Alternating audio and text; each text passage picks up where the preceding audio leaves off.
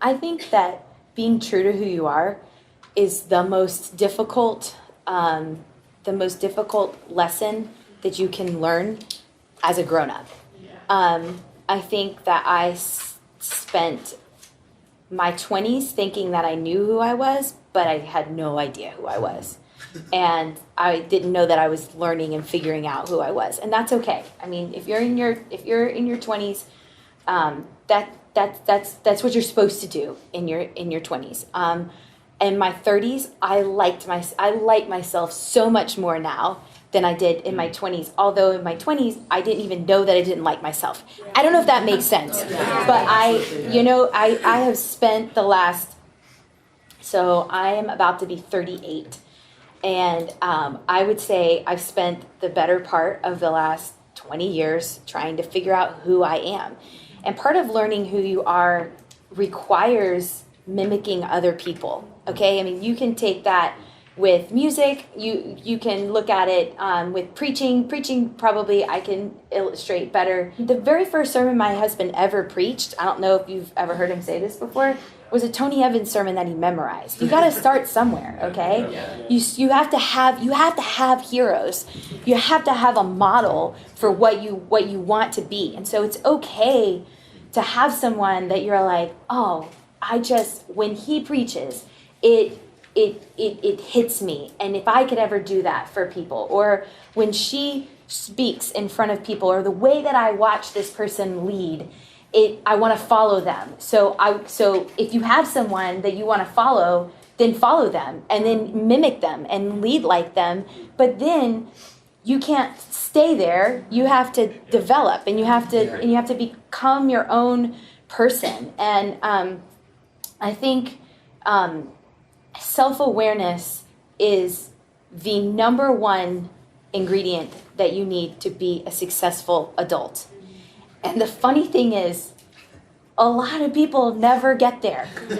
And so if you have someone in your life that you're just perpetually frustrated with, that you feel like, I can't, my relationship is always struggling with this person. A lot of times that person has little to no self-awareness for whatever reason. It's a maturity thing, but maturity is strange because you can be mature on the outside, I mean, people like, how to act when you learn social behavior, but some people never learn themselves, and they never know what their strengths and what their weaknesses are, and they don't listen to the people that are in their lives.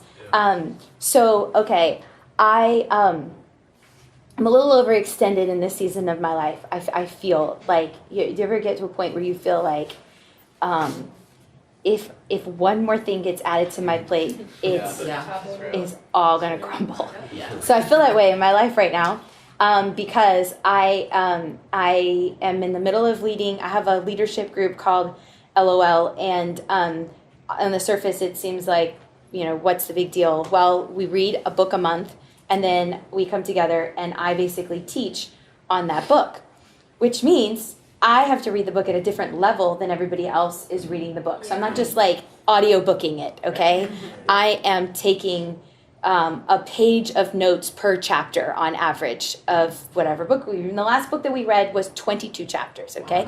I picked the book, so it's my own fault. But so I'm doing that, and I am preaching on Mother's Day, and I'm writing this Bible study for our people in the fall. It's called Building Friendships That Fit, and BFF. And it's one of those things that I was super excited about, but now that my deadlines are right up on me, I'm freaking out, okay?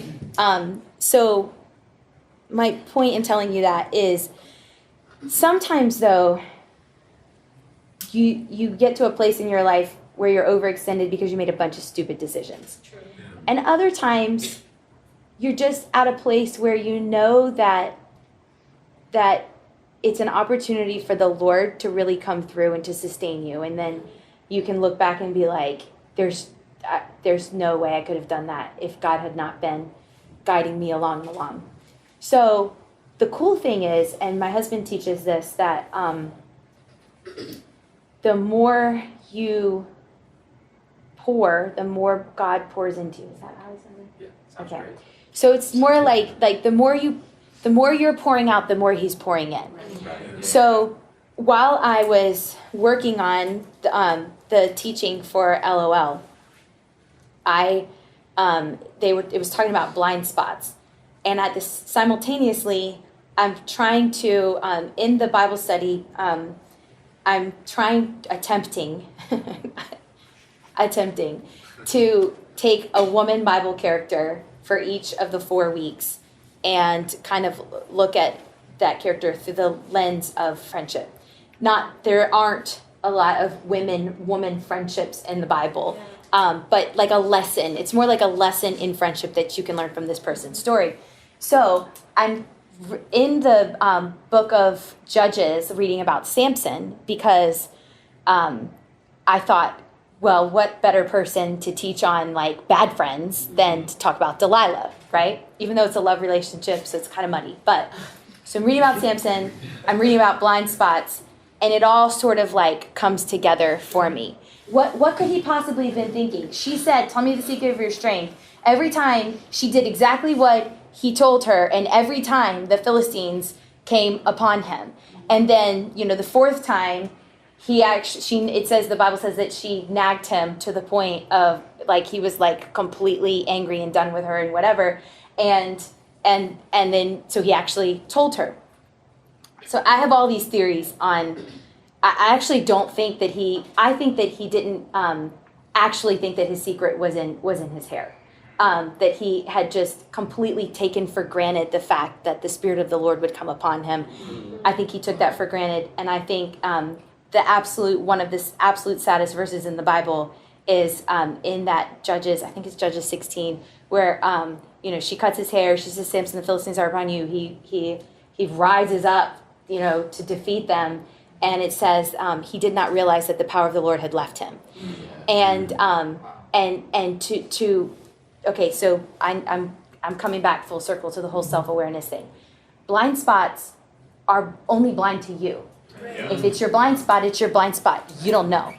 So she was like, in essence, she was his blind spot. Yep. Yeah. So when I read the story, I'm like, how could you not see that this woman was playing you all along?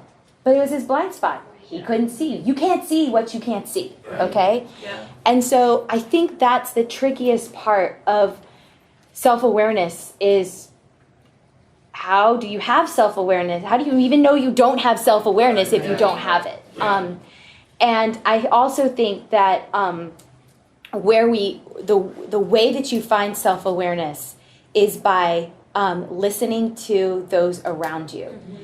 So when you have people in your life that you trust and people that you that have earned the right to speak into your life, not everybody, okay? God, not everybody. and not even somebody who's been in your life for a long time necessarily has the right to speak into your life, okay? And I mean, again, that's what Pastor Steve was talking about yesterday when he said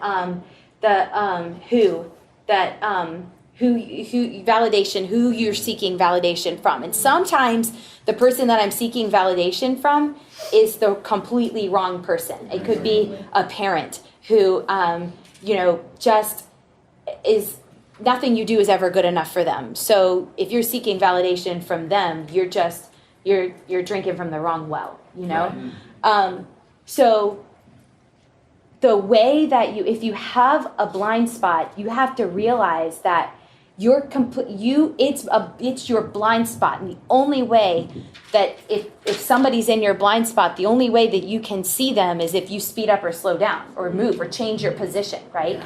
So I think that a lot of times God sends people into our lives and he whispers things to us through other people, but we don't want to hear it, and we become defensive, and we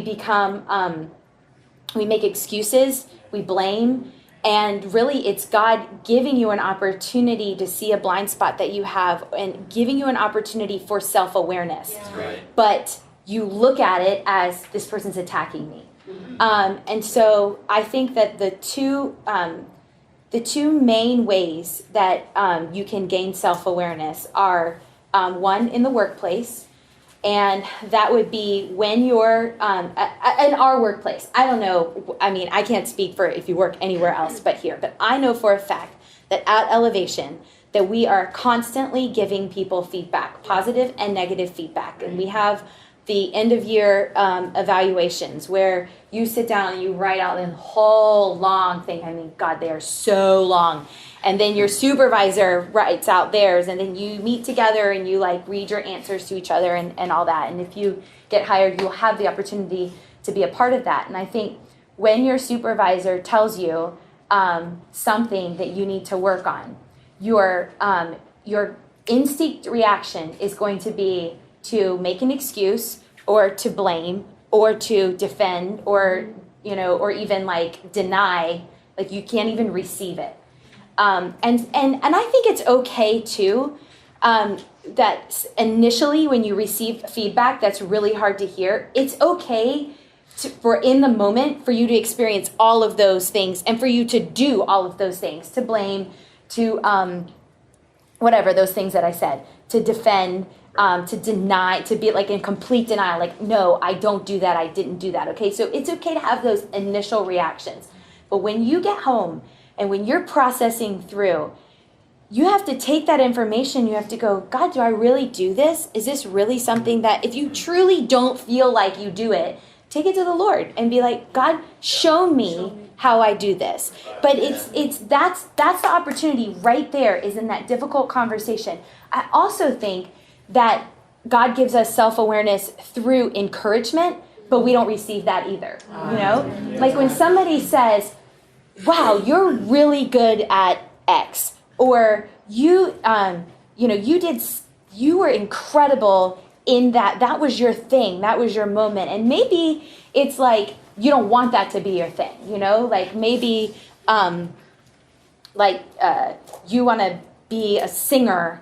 And don't all the worship people have to do like pastoral whatever, right, in here? If you're a worship 2K2, you go through all the same stuff. So maybe like what you think you want to do is lead on stage, but this person that you're under for this cycle of your program is like, wow, you are incredibly good. You shine at this, and that's not what you want to shine at. Mm-hmm. And so you don't want to receive that. And there was your opportunity to have some self-awareness in a good way. And I think a lot of times it's more difficult to receive, to internalize and truly receive positive feedback than it is negative feedback. Yeah. Because negative feedback you can take and you can just beat yourself up over, and you'd be like, I suck, I'm never going to be good at this, I don't know why, you know, like you can take it that way too. You don't necessarily have to be in denial. You can be like, I know, I'm terrible, I'm awful, I shouldn't even be in ministry,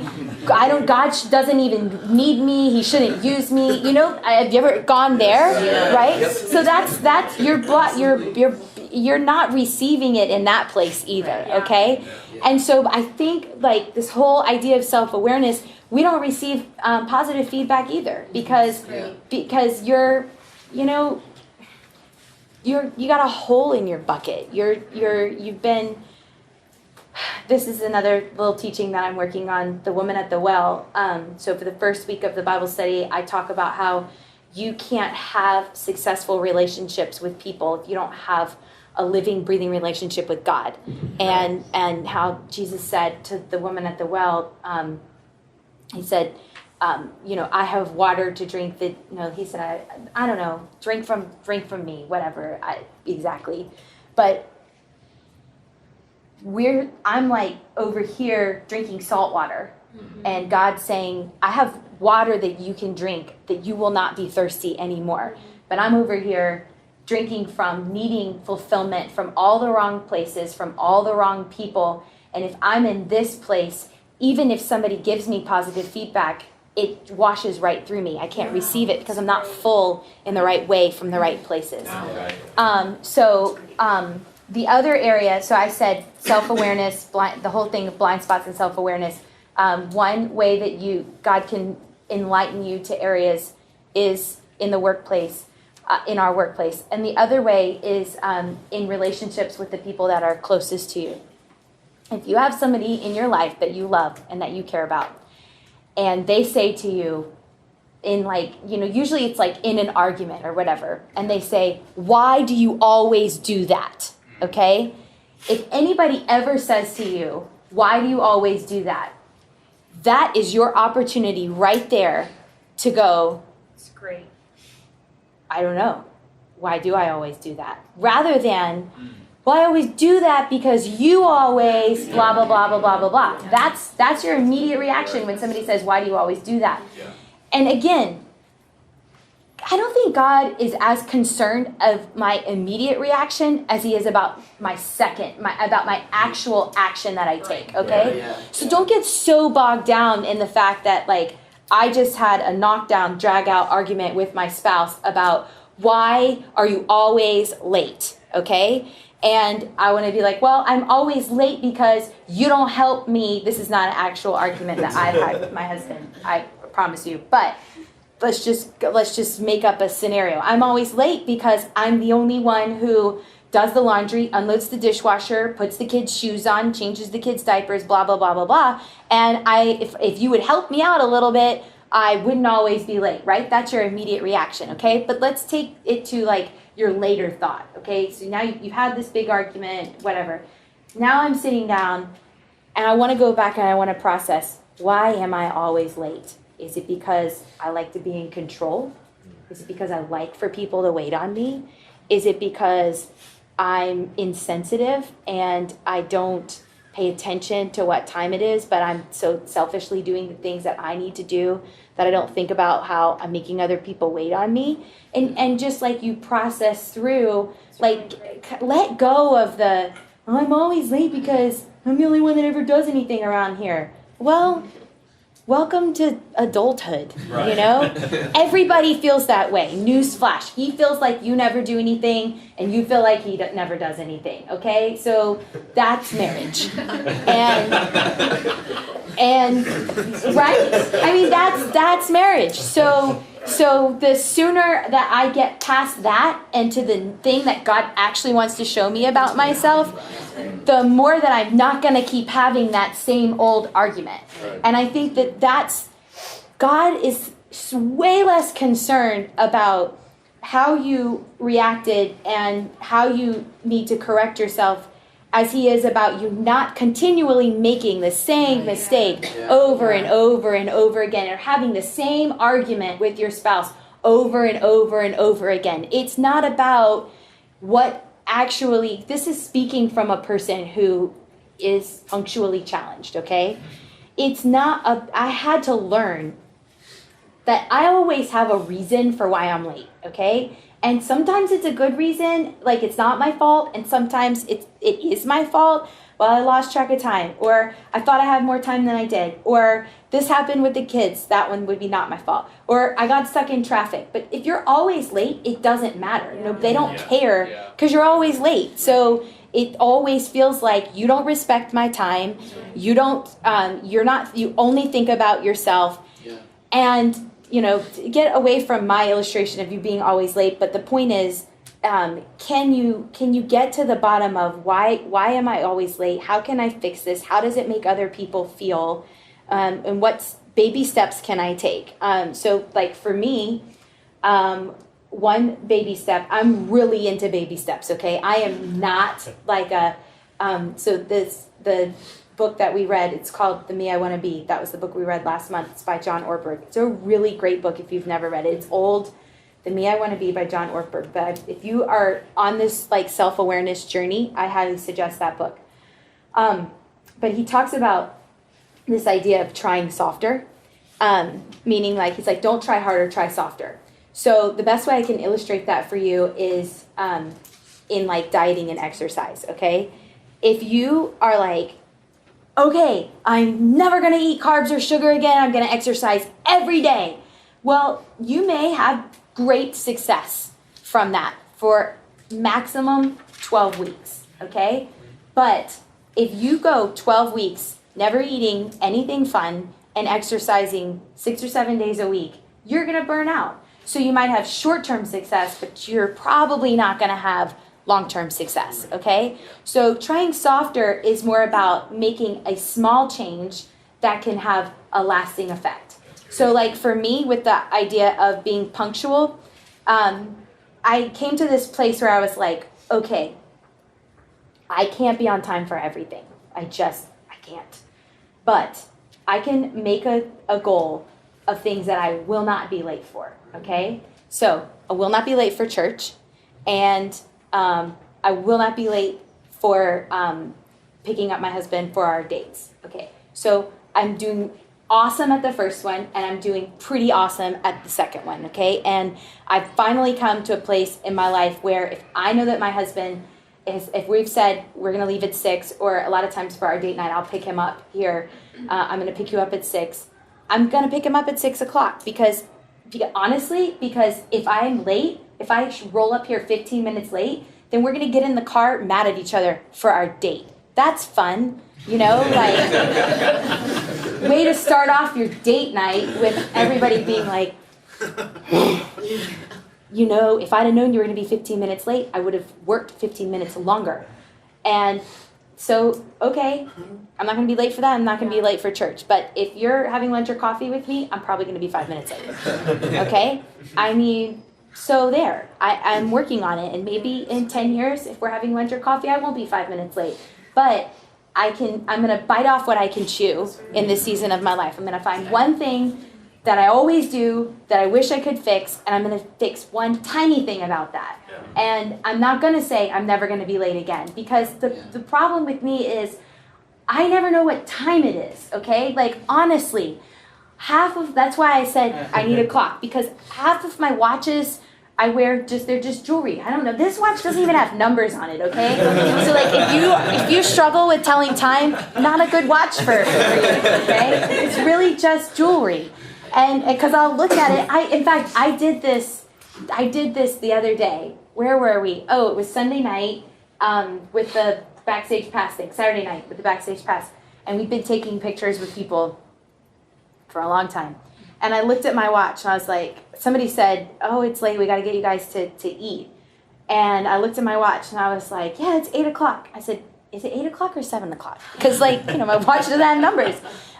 So that's my thing, but at least I know that about myself. That's self-awareness, okay? Why am I always late? Because I never know what time it is. So what am I going to do? I'm going to get a digital clock. I'm going to set myself timers. I'm going to make my all the things that, you know, late people need to do. I'm trying all of those things and trying to figure out what works for me. But that's what self-awareness is. Self-awareness isn't necessarily fixing the thing about yourself. But it's at knowing and then making accommodations for it, okay? It's not, like, I'm always going to struggle with being late, okay?